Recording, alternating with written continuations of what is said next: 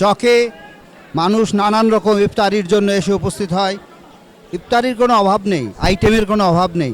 আপনি একদিনে ঘুরে হয়তো সব কিছু দেখেও শেষ করতে পারবেন না, কিন্তু যে নামটা বারবার আসে সুতি কাবাব, এই সুতি কাবাব আপনারা দেখতে পাচ্ছেন, বড় বড় রোল সুতো দিয়ে পেঁচানো, সেইটা কেটে কেটে আপনার সুতি কাবাব বিক্রি করা হয়। এটার গরুরও আছে, খাসিরও আছে, যে যেটা পছন্দ করেন, যার জন্য যেটা কিনতে সুবিধা হয়। আমরা এখন জানার চেষ্টা করব এই সুতি কাবাব সম্পর্কে।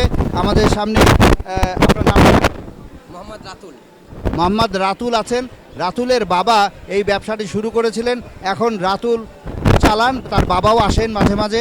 তো আমরা রাতুলের কাছে জানবো তারা কীভাবে এই সুতি কাবাব তৈরি করেন এবং কীভাবে এটি তারা বাজারজাত করেন। রাতুল সাহেব। জি, আমাদের কাছে এখানে দুই রকমের কাবাব আছে, গরু আছে এবং খাসি আছে। আমাদের গরুটার কেজি 1200 টাকা এবং খাসিরটার কেজি 1400 টাকা। আমার বাবা এখানে দীর্ঘ 37 বছর যাবত দোকানদারি করতেছেন।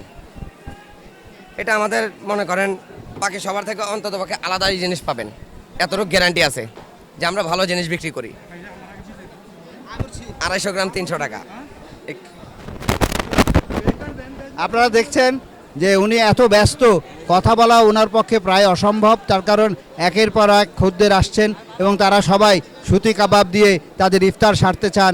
আমরা চাই যে তারা এই সুতি কাবাবের মজা নিক এবং আনন্দের সাথে তাদের ইফতার করুন। আপনাদের সকলকে অসংখ্য ধন্যবাদ।